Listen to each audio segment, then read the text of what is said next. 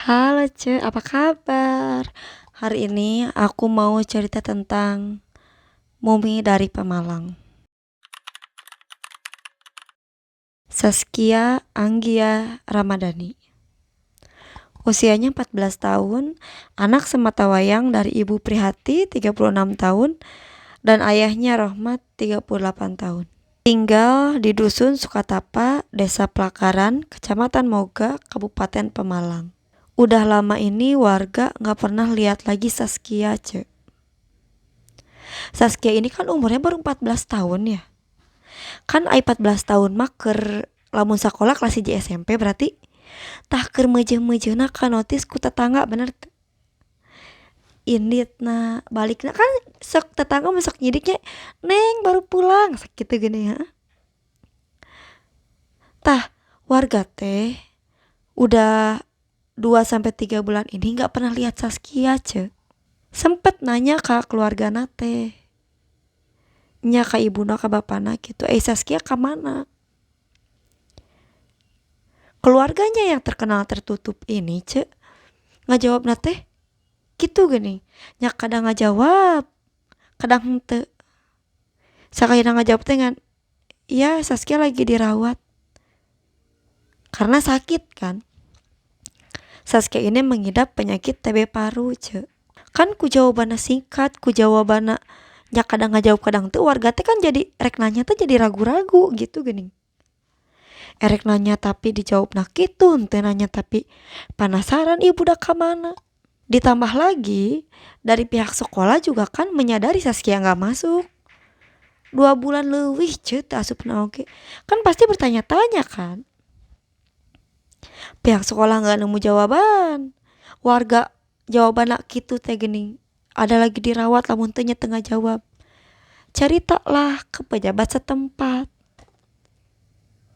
Bilang kalau Saskia teh geus 2 bulan rek 3 bulan lah eueuhna teh. Ka mana nya eta budak? Januari 2022, polisi, Pak Ustadz sama pejabat setempat teh datang ke rumahnya Saskia, Ce. Heueuh da peda loba ieu nya loba anu ngomong gini, "Itu Saskia eueuh, Saskia eueuh." Jadi we Pak polisi jeung Pak Ustadz jeung Pak Camat teh datang, Ce, ka dinya teh gagado.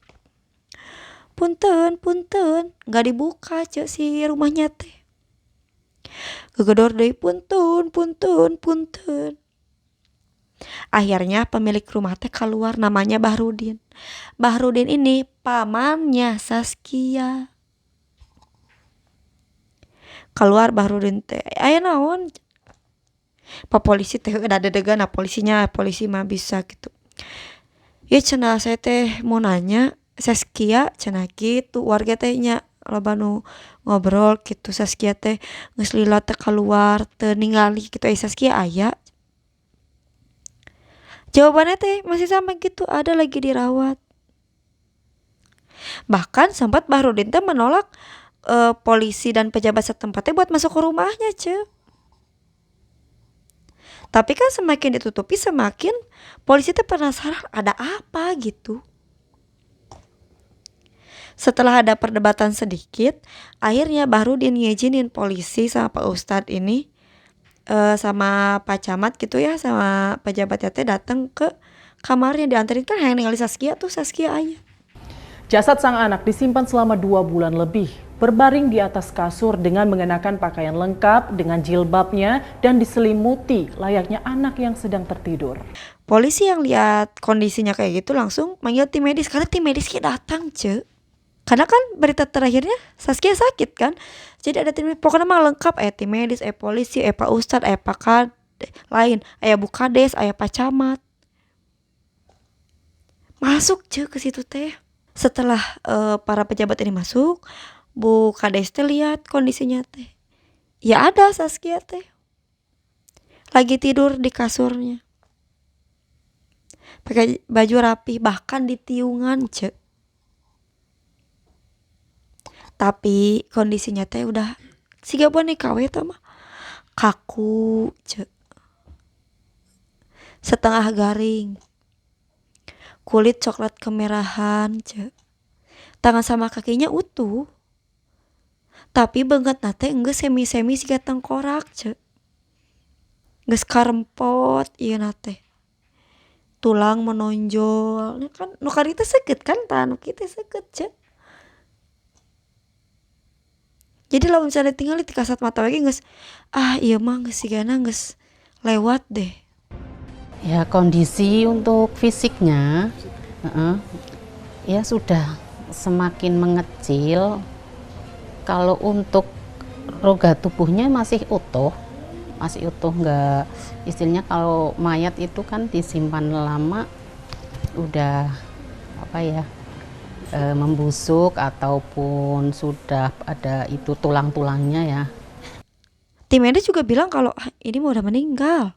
Tapi Bahrudin teh bilang, "Dah ini mah belum meninggal ini mah. Orang saya aja masih dengar denyut jantungnya, masih dengar nafasnya kok." Gitu ce. Bahrudin teh mengira kalau Saskia ini keur muriang, keur demam. Karena kalau dia wiridan di pinggirnya Saskia, itu denyut jantung sama si nafasnya teh masih kedengeran. Kok tiba-tiba ada yang datang, saya kaget. Itu kan anak jantungnya masih denyut, karena saya orang awam, orang jantungnya masih denyut, napasnya masih ada, berarti hidup.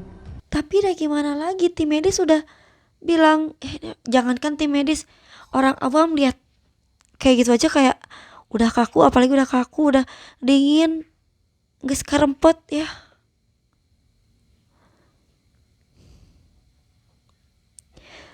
Saskia itu ditidurin kayak gitu selama 2,5 bulan. Selama itu warga nggak lihat Saskia, selama itu juga Saskia disimpan di situ. Bahrudin sama keluarganya mikir nate kieu lamun misalna dirawat dengan baik, dibersihan, diseka rapi, ieu budak bakal salamet, bakal hirup deui. Kitu ceun aya di pikiran teh. Karena mikirna teh dan can maot, ieu mah muriang hungkul. Demam hungkul. Bahrudin juga bilang kan kalau misalnya ya kalau kan saya orang awam, kalau menurut tim medis itu meninggal, ya saya juga akan segera menguburkan, karena kalau tidak langsung dikubur saya sama dengan membunuh. Gitu ce. Bahrudin juga tahu kok konsep itu teh. Tapi dia merasa kalau Saskia belum meninggal. Sama polisi dikasih tahu ya, akhirnya sama tim medis sama Pak Ustadz gitu ya, dikasih pencerahan kalau ini teh sudah meninggal sebenarnya gitu kan, perkiraan meninggalnya 2,5 bulan lalu. Iya, kalau sebaiknya segera dimakamkan gitu. Akhirnya Saskia ini dimakamkan di pinggir rumahnya. Selama Saskia hilang ini, rumor kalau keluarga Bahrudin menganut aliran sesat ini menyebar luas cuy daerah situ teh. Warga teh pada bilang, ini mah alirannya sesat. Ini mah penganut aliran sesat. Kenapa? Karena kejadian menyimpan mayat ini bukan yang pertama, ce. Dulu di tahun 2017, adeknya ibunya Saskia ini namanya Irma, dia juga begitu.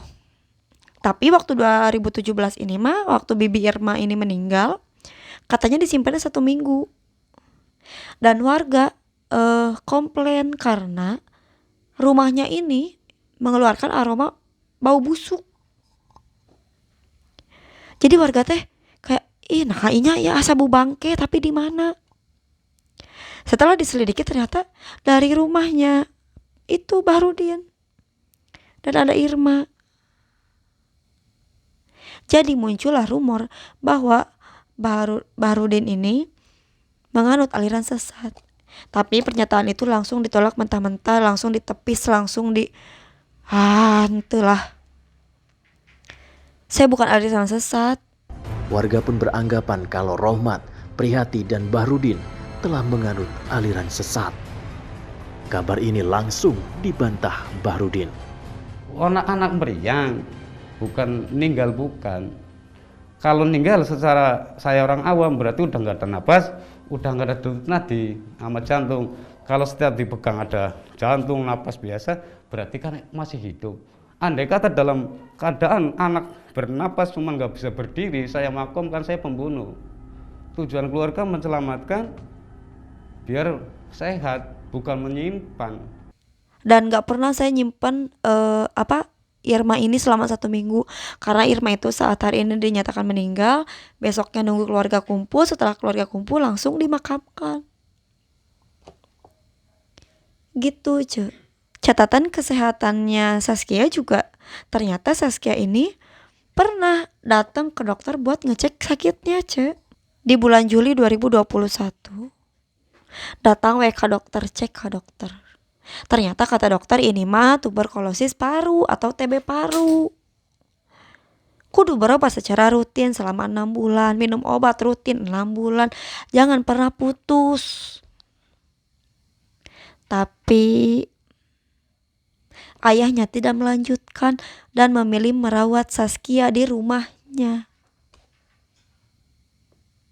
Padahal sama tim medis udah wanti-wanti ya untuk Pak datang lagi ke sini. Adiknya berobat yang rutin. Ya, tapi keluarganya memilih untuk merawat sendiri. Setelah negosiasi yang panjang tentang adik Saskia ini meninggal, tentang mayat itu harus dikuburkan segera, akhirnya keluarganya bersedia memakamkan Saskia ini di pinggir makam bibinya, di sebelah rumahnya juga. Barudin menyayangkan sikap warga sekitar terhadap keluarga besarnya. Dengan adanya berita begini kan sampai masyarakat pun saya sambat tahlil nggak ada yang datang, Pak. Terus terang ya saya sakit. Karena sebagai warga muslim berorganisasi ahli sunnah wal jamaah, yang namanya ahli sunnah wal jamaah, tahlil kan termasuk lingkaran dari ahli sunnah wal jamaah. Kenapa saya sambat tahlil nggak ada yang datang?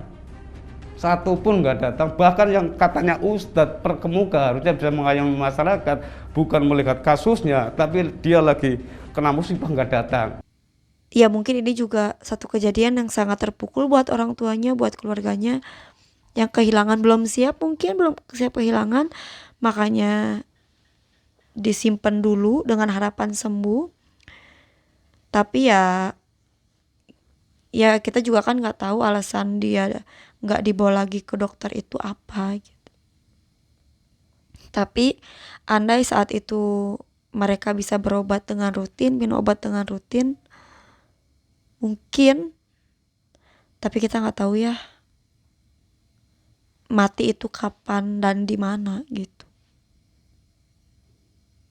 Segitu cuy informasi yang bisa aku sampaikan. Kalau ada salah atau kurang, boleh tulis di kolom komentar. Sama kalau misalnya kamu mau aku ceritain tentang suatu hal, boleh dong komen aja. Terima kasih. Sehat ya.